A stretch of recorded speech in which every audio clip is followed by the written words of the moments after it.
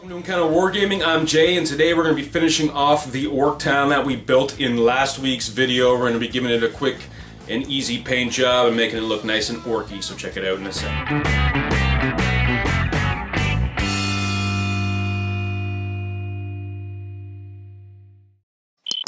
Sweet, so here's our little orc house that we built in last week's video. Basically, between last week and today, I've gone ahead and I primed the terrain piece, as well as all the other ones I did off camera, with Rust-Oleum matte black.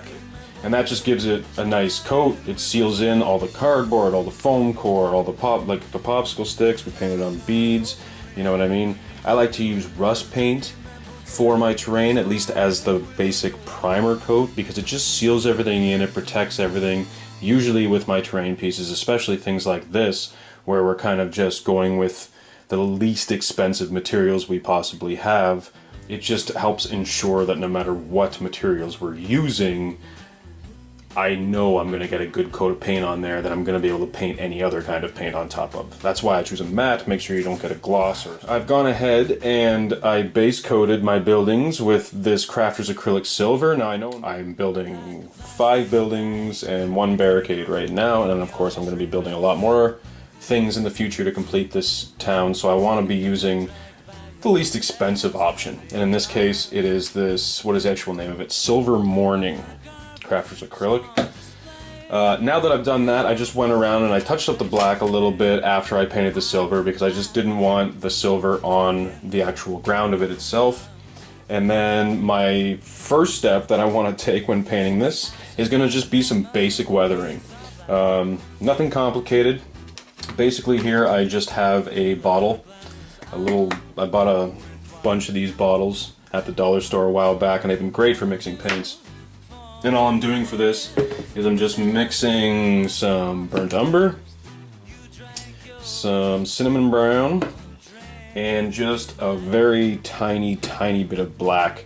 And then, so basically I want to do maybe a third of the container, the 3 paints, and then the other 2/3 just straight H2O.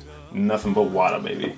We don't need mediums for this. This is terrain, and in fact, with just water and no medium, it's going to run off the model a lot better. And that's actually what we want, because we don't want too much of it staying on. We want it to really run off the model, but we also don't want it to completely run off and we're just left with the same silver color that we had on top.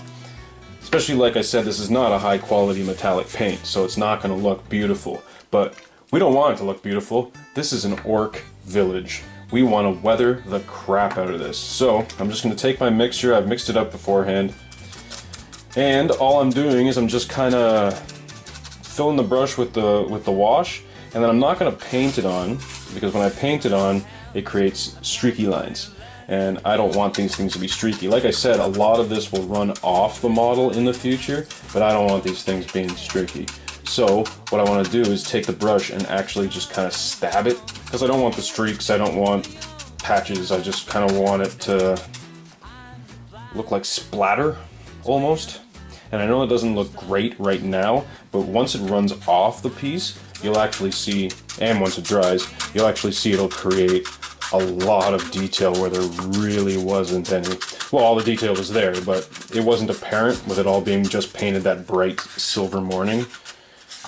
I want to basically make it look like it's aged, it's been there a while, it's not necessarily rusted, but it's covered in mud, at the very least.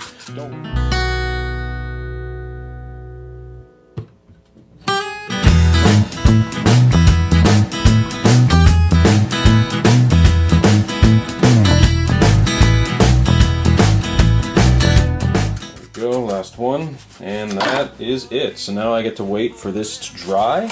Alright, our wash is dry, and as you can see, it looks pretty damn sweet. Like I said, you can't really see any of the streaks or spots that I kind of caused, except for maybe on the roof, but that's good because it actually looks like individual drops that have dried, which is literally what it is. I mean, that's kind of the point of a wash, right? To simulate water damage. So, as you can see here, it's kind of run down a bit.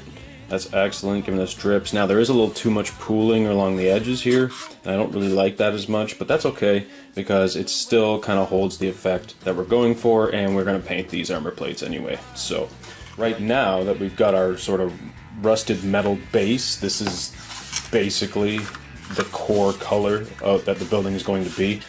It doesn't really pop, and as usual I like to just do whatever I can to kind of make it glow, make it pop out at you, so that when you look at the gaming table, it's like, wow, that's a cool looking gaming table. So every terrain piece has to have some kind of pow. It has to make you go pow. And all we're gonna do for that is just bring back out the original metal. Now, the original silver morning that I use is actually a very light silver. It's actually kind of, it's probably closer to an equivalent of Iron Breaker or so with Citadel. So I'm just gonna go crazy. I want to make sure I do a light dry brush of this. I don't want it to go on too heavy, but if you really want to bring the silver back up to like more silver than what I've got it here, the rusted, you can always put more light layers. I couldn't even say that. Try and say that 5 times fast. You could always put more light layers on top to kind of bring it out, rather than putting one heavy layer and ruining all your detail. Be cautious with it, but go crazy with it. So, as usual, just brushing it out on my paper towel and broad strokes. So let's do it.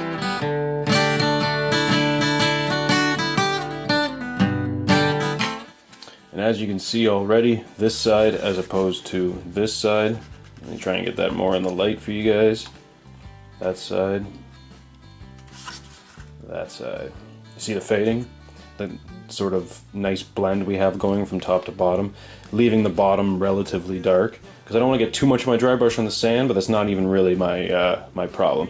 It's just that the water will gather more if there has been any.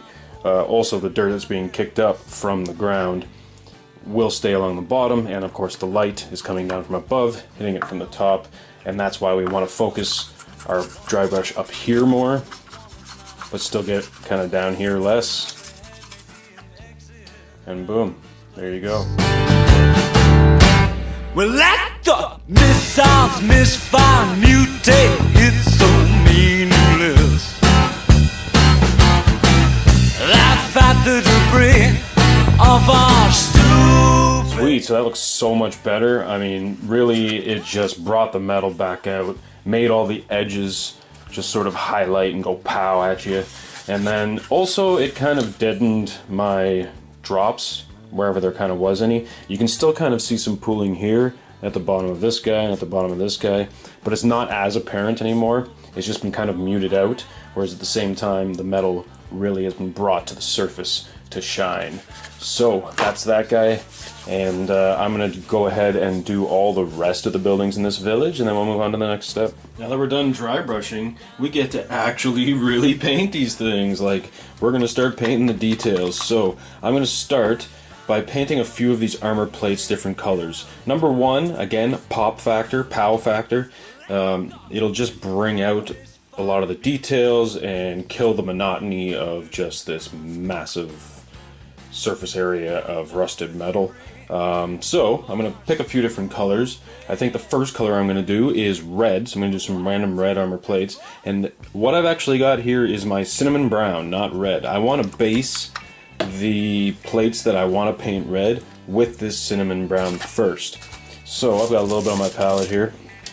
Already been working off camera. Of course, like I said, I'm building a whole town of these. And I'm just going to pick out what armor plate I want to be red. Now, don't do too many of them, but don't do too few of them either. I'm going to kind of pick maybe one on 3 of the 4 sides, and I'm just kind of stabbing the piece with it. Now, I want to kind of leave the silver near the edges, if you can see what I'm doing there. As I'm getting towards the edge, I'm kind of doing sharp stabs in the shape of my brush to kind of create the illusion of chips and such like that. Again, we're trying to do these quick and easy, we're not trying to make these pro. So, I can also leave areas of the rusted metal showing through in the middle, and that will make it look even better when I finally paint on my red. There we go. And also, make sure you don't paint your rivets, but at the same time, you do kind of get the corner of the piece and a little bit of the edges. Just so it doesn't look entirely like you just focused on the middle. It looks like it's actually naturally been kind of chipped off. So there you go. And I'm actually going to go around and do a couple other sides, and then I'm going to do a second coat on all of my buildings of this color. Because as you can see, the silver is very splotchy, still kind of showing through, or I should say the brown is splotchy, still kind of showing the silver through it. So by doing a second coat of this, it'll give me a nice base for that red, and then I'll be able to build on top of that. So, let's do a couple others. And nothing seems to change.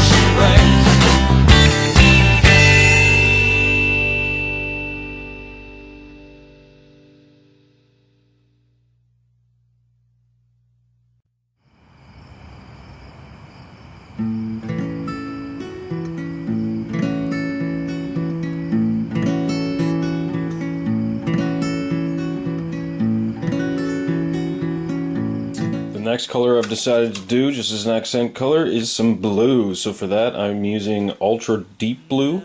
Again, just a crafter's acrylic. And I'm using basically a really dark blue, almost like a little bit brighter than Cantor blue, but a little bit darker than Ultramarines blue. And just like before, I'm going to do 2 coats, and I'm just going to pick random armor plates.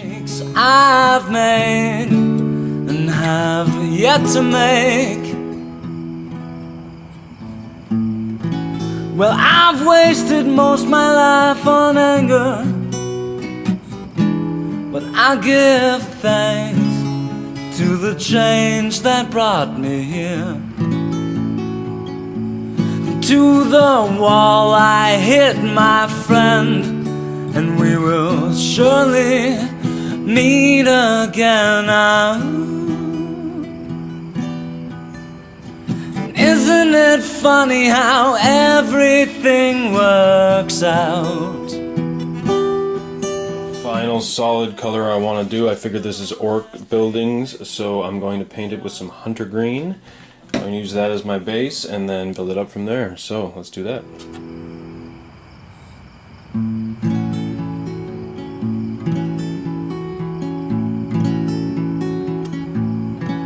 Do you believe in fate or soulmates?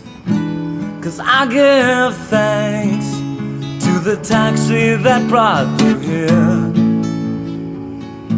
No, I wouldn't trade laughter for gold. I'm the kind of guy who likes to do all my base colors at once. So before we go on to bringing up all the colored plates another level, we're going to paint the base coat on all of our wood bits. And I've decided to use burnt umber as a base. It's a good base for pretty much anything you're doing brown.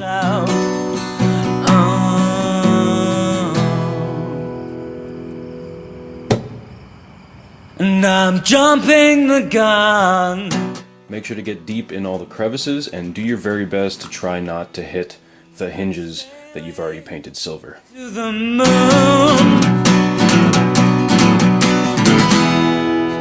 Or is it the sun? And I can't tell. It's too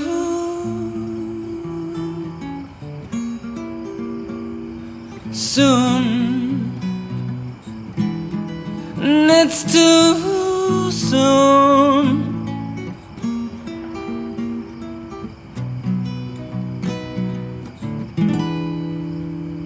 And it's too soon.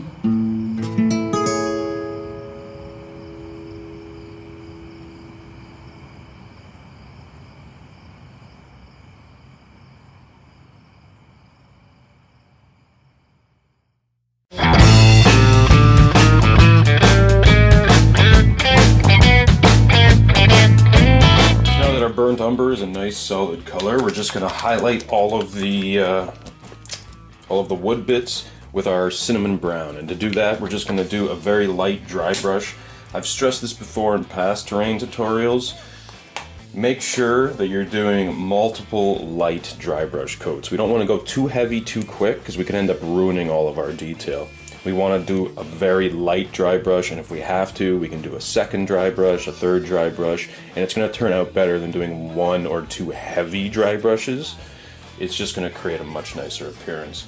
And we're just bringing it up 1 shade lighter with the cinnamon brown, the same one we used for the wash, the same one we've used in the past for various other wood bits. And as usual, just brushing it out on my paper towel until I have very little on my brush. And I'm going to be real careful when I do this though, since the wood bits are pretty skinny, that I only hit the wood, try not to get much onto the metal. And when I was doing the burnt umber, I was trying to go with the wood grain. This time I'm going to try and go against the wood grain to bring out any of the detail that still remains in the popsicle sticks. So let's go at it. My man, those were the days.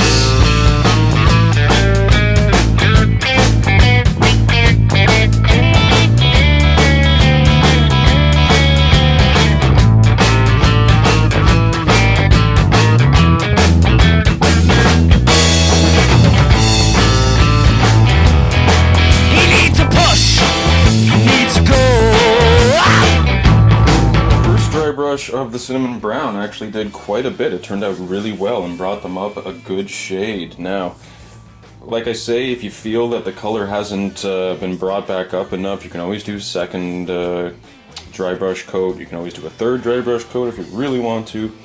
But honestly, I feel that this has been brought up quite a bit. I don't know if you guys can see it from that distance, but the wood grain on the windows and the doors, especially on things like this where it has a very deep grain, is showing up quite a bit better than it did before. Now, normally in my past terrain tutorials, I usually finish off most browns with like a bone color, but today I want to keep these buildings relatively dark. I don't want to bring it up quite that much. So I've got kind of an in-between shade here. This is tan, Crafter's acrylic. Basically it's like a sand color. And I've got a little bit on my palette here, and I'm just going to do the exact same thing. I'm just going to dry brush another layer, but this time even lighter.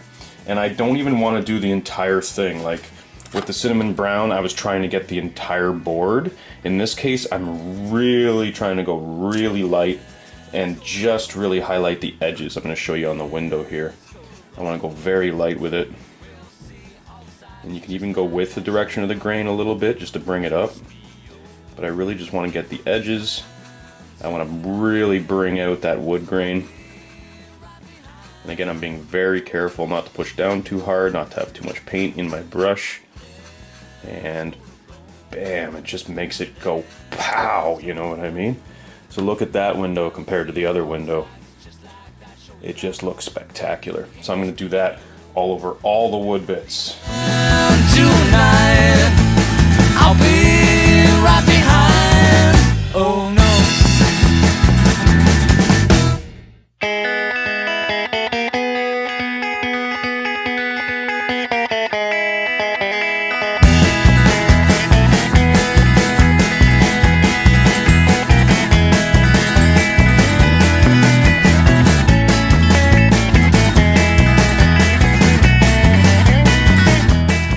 Pretty sweet. So now we're going to go back to our highlight colors, like our accent colors I should say, and bring those up a couple layers. So the first accent color we decided to do was red. So now here I've got, what is this actually called?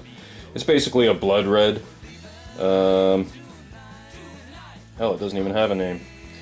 I've had this bottle of red forever, and it's lasted me so long, but it's basically the equivalent of what used to be Citadel's blood red. I don't even know what they call it anymore. Fiston red or something like that. And just like we did with the base coats on these colors, we're going to basically just get a bunch in your brush, make sure you have a nice pointed tip on there so that you only get it where you want it. And we did it very splotchy on purpose so that we could still see some of the metal through, so that it kind of looks like it's been chipped or it's been poorly painted, because let's face it, orcs have no patience for stuff like that. And basically what I want to do, since I've done a lot of splotchiness, is I want to take this color and go inside my splotches. And I'm just kind of stabbing it on, not globbing it on, but putting it on thick enough that it will create a nice rough paint job. And more or less this is just bringing up that cinnamon brown that we originally based it with, and giving it just another level of detail. Again, making it just kind of go pop. So I'm basically avoiding any areas that the metal is still showing through, because I want that to be apparent through this paint. Also, it will give it sort of another level for the eye. Just kind of give it some contrast. And in fact, it makes painting this red a lot easier, because red is the kind of color that's very thin and is very hard to get solid without many layers of it. Now I'm probably going to do at least 2 coats of it, just to make sure that it is solid enough that it doesn't look like crap, but at the same time it is splotchy enough that it does look like crap, so it looks like orcs painted it. And that's basically that one panel done. Just kind of hitting the areas on the edge where the brown kind of got. Again, being very careful, keeping a fine point on my brush, even though it's a pretty big brush. I want to make sure I'm very controlled with it, even though we want it to look random. And that's that armor plate, and if you look at that, it looks freaking awesome and just adds like another level of color to the piece. So let's do the others.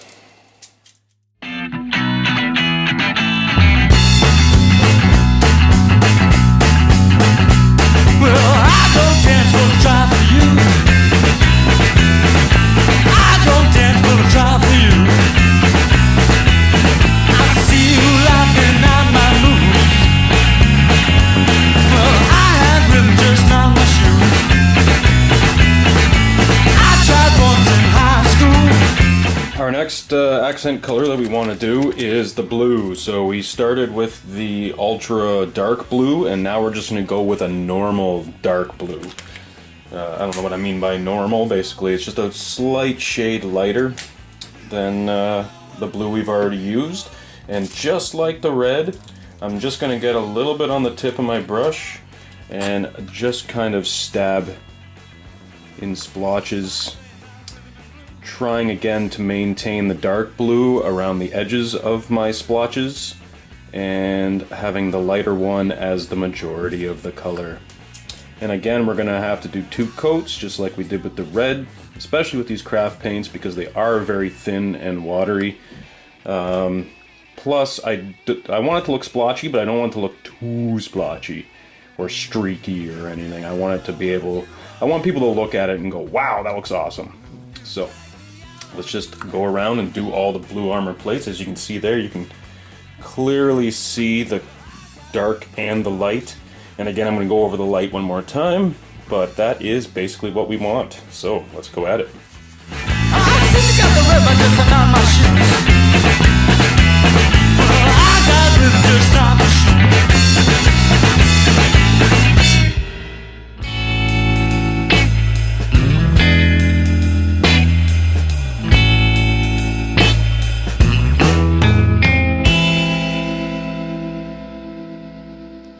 She says she's... Now we do our final solid color, our accent color.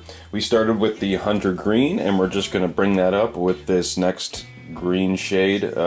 Christmas Green is what it's called. Silly name, but whatever. And just like the others, I am just going to take a little bit of my paint on my tip here and just kind of stab it. And just like all the others, I'll probably have to do 2 coats. But yeah, let's do it. Well,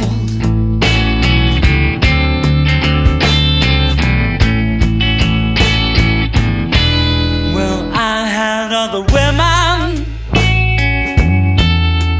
on my mind. Well, these are the women do not wait in line. letting you know. Oh. Sweet, so there's all our accent colors done. We are getting pretty close to being finished, these guys, now. Basically all I'm going to do now is I'm just going to go around and touch up the ground, basically anywhere where there's too much brown or metal or whatever on the ground. I'm just going to touch it up with some black, and I'll be back to you after that's done. Well, our black is touched up, and basically I used the opportunity to paint this little tire detail at the same time since I was doing black anyway. And while that black dried, I actually just painted my little tow head here. I just used a dark purple and then just dry brushed them quickly with a lighter purple. Nothing special, you know, not a super pro paint job or anything. It's just a head on a trophy pole. But you can use the drying time to go around and just paint any of the little details. Now, of course, I didn't show you guys that on camera because every single piece has a couple of little random bits like that, and there's no sort of uniform way of doing it. You just paint those like you would paint your miniatures. And it's just a couple accents here and there. On the one building I did, as you guys saw the build last week, I had those little orc and snotlings sticking out the back and stuff, and I'll show you guys all that when we're done all these tutorials, but right now I just want to finish off the base of the terrain. So my next color I'm going to use, I've got this big ass bottle of gray here, neutral gray it's called, it's Liquitex Basics. Short, I'm just going to dry brush the black areas with this, and try not to get too much onto my scrap piles or onto my little details there or onto the building itself. If I get a little bit on it, fine. Again, it is dust, you know, ash, waste, I guess, that's been kicking up around. So it's okay if we get a little bit on there. That's why we do this last, basically. So I'm just going to do it.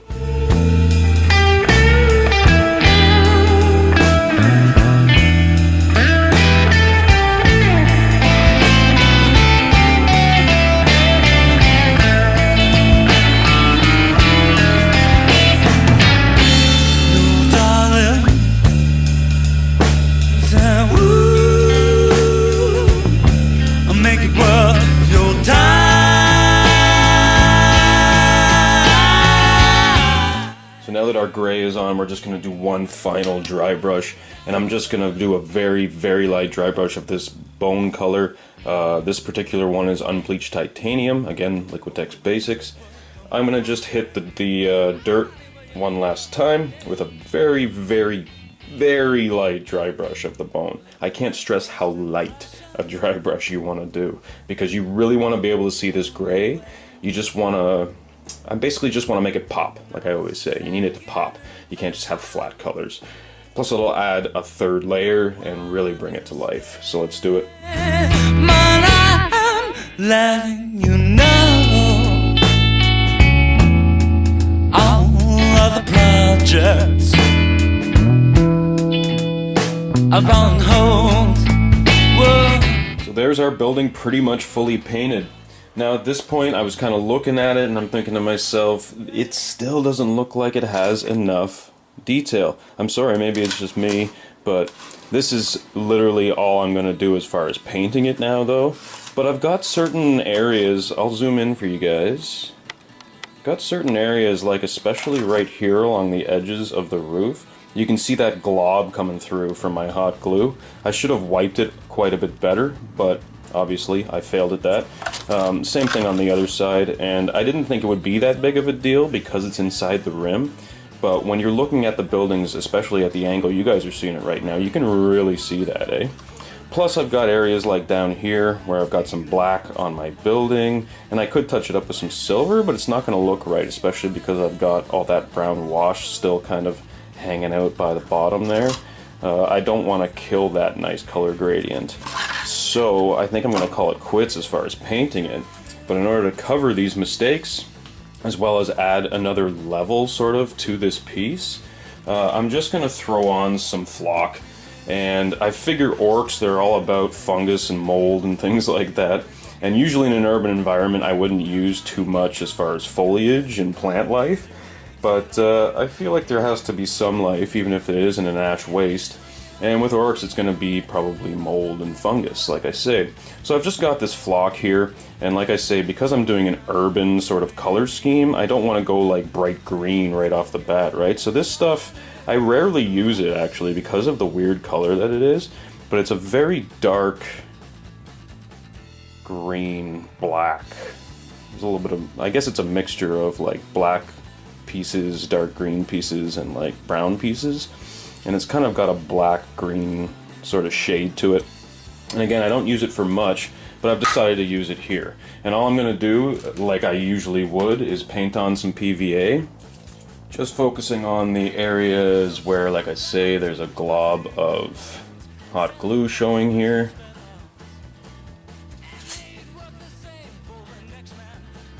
And of course I don't want to just create a stripe like that, it's going to look kind of weird just in the corner, so I'm going to spread a little bit out onto the rooftop, and I'm going to make a little bit growing up onto the rail, especially because I have a few hot glue globs under the rail as well.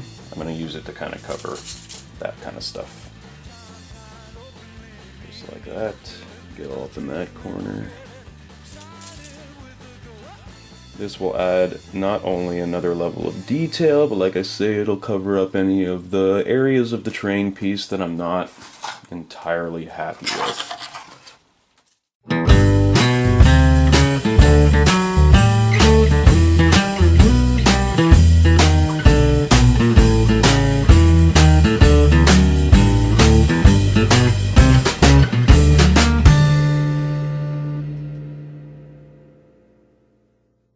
I like a plastic bag tangled in your tree branch. I'm just going to get out a piece of paper. In this case I actually have a piece of cardstock that I'm just going to use to collect any of the stuff that falls off. Put this guy on top there and just throw down pinches of this wherever I've got glue. Now again here, trying to get underneath the rim, I might have to angle it so that I can get up underneath the rail there. And I'm just going to go nuts and sprinkle this all over the place.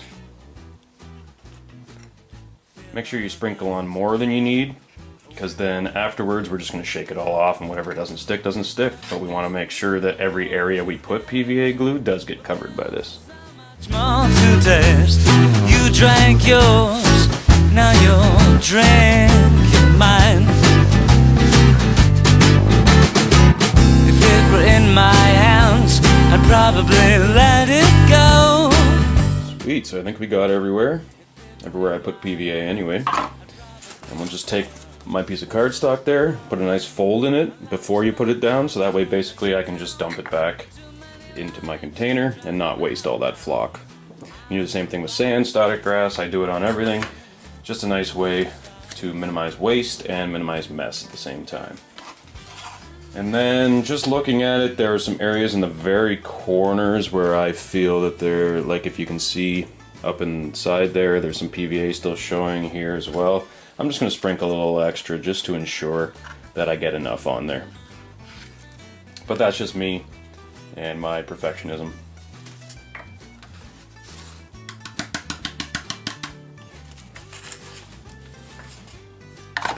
And that's basically our entire piece. I'm gonna do the rest of the buildings and then I'll show you guys the entire village once it's done.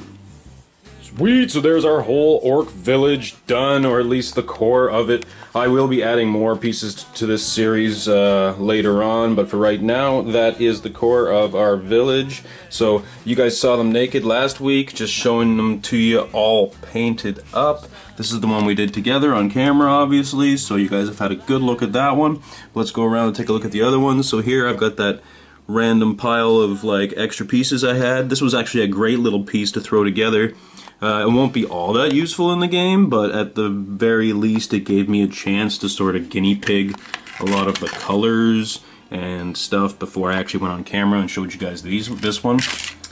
Going around, just taking a good look at all the other ones. So this one, same deal as the one you guys have seen. Make sure to get all the way around. Got that nice sort of moss up on there. Rivets look great. Wood looks great. The crow's nest guy that was made out of the Arizona can. There you go. Can't even tell it was a can. Looks totally like a water tank or a grain silo or something like that. Got this guy over here. Another basic building. Just give you a good look at what's going on. Sweet. And then, of course, this guy. We got our cool little buddies hanging out the back there. Maybe you guys can see that. Orc shooter. Little snotling guy.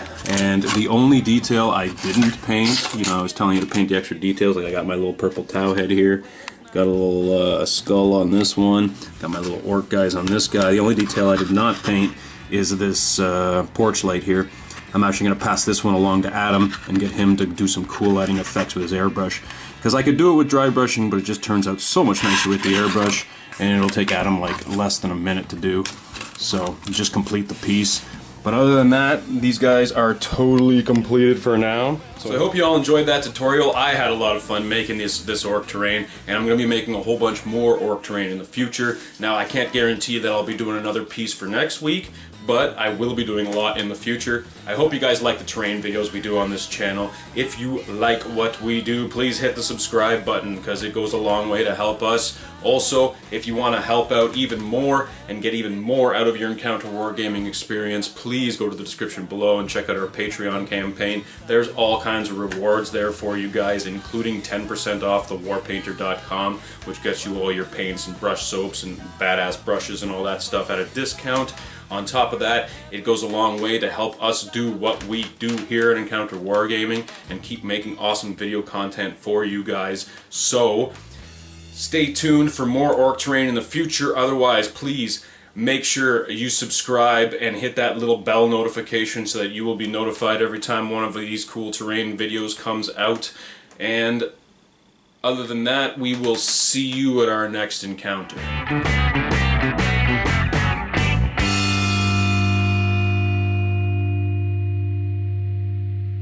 Like a monkey in a rocket.